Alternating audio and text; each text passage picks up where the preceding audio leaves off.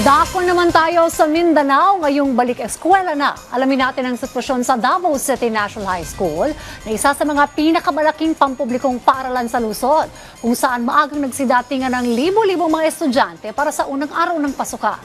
Ang detalye hatid sa atin ni JC Aliponga ng PTV Davao Live. JC.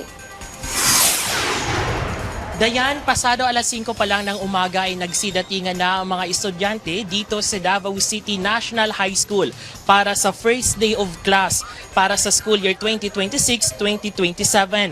Kapansin-pansin din ang excitement sa muling pagbabalik sa paaralan.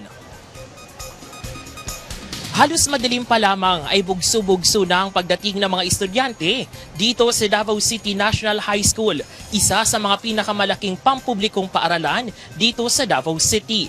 Ayon sa pamunuan ng paaralan, umaabot sa mahigit 15,000 ang kabuuang bilang ng mga enrolled students para sa school year 2026-2027. Basigla at nananabik kasabikan ng mga kabataan sa muling pagbabalik sa paaralan matapos ang bakasyon.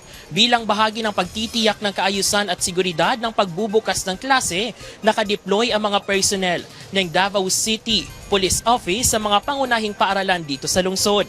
Naglagay rin sila ng mga police assistant desk malapit sa mga paaralan upang agarang makatulong sa anumang insidente at makapagbigay tulong sa mga magulang at mga mag-aaral. Samantala, nakadeploy din ang Davao City Transport and Traffic Management Office upang mamahala sa daloy ng trapiko sa mga pangunahing kalsada sa lungsod.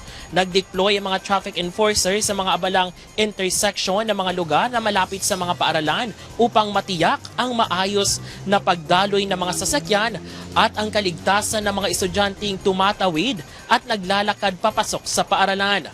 Ayon naman sa pamunuan ng Davao City National High School na magpapatuloy na maipoproseso ang ilang mga late enrollee sa unang linggo ng pasukan.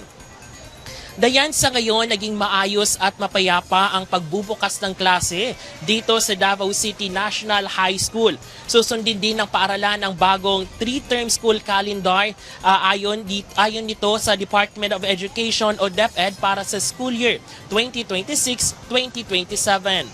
Mula dito sa Davao City, JC Aliponga para sa Bayan.